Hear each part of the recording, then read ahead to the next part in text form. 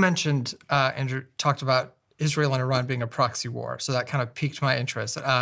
I almost reflexively want to disagree, but I want to hear more about why you think so I can better understand proxy conflict from that angle. Yeah, well, the way I see it, Israel is ratcheting up its aggression against proxies that Iran has been using to threaten it for decades. Right. But Israel is also dependent on American weapons to do that. It's also dependent on American intelligence to do that. It's dependent on American support financially and economically. So it needs America to wage its conflict moving forward. If America were to say, Israel, we don't support you, then Israel would take a different approach without a doubt. So the funding, the support, the intelligence flow, the economic support coming from the United States is what empowers Israel to prosecute its conflict. Without that support, Israel would take a different approach to the conflict. But then proxy would imply that Israel's acting as an agent or at the behest of the United States. So the United States, rather than getting involved directly with Iran up until last week, operates through another entity. That's the misunderstanding about proxy war.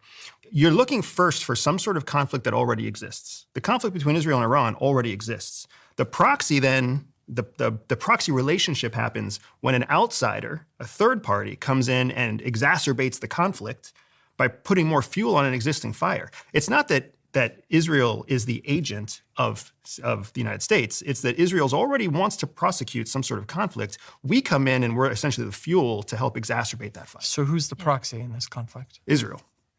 Okay. Israel's the proxy for the United States, who wants to diminish Iran in the same way that Israel wants to diminish Iran.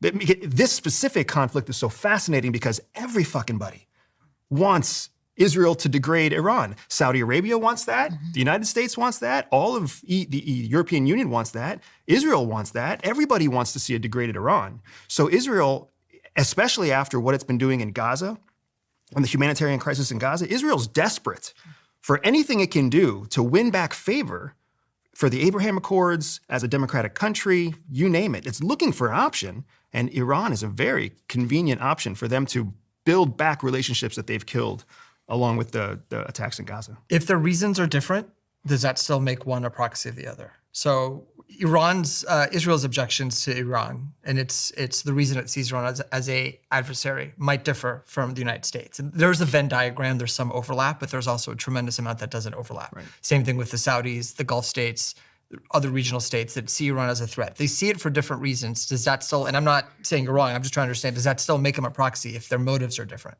I would say yes, because it's not about the parts of the Venn diagram that don't overlap. It's about the parts that do. It's about the convenience of Israeli citizens dying, Israeli soldiers dying, Israeli weapons being spent. That's the benefit of a proxy conflict. It's not American citizens who are at risk. It's not American soldiers who are dying. It's not American weapons that are being spent.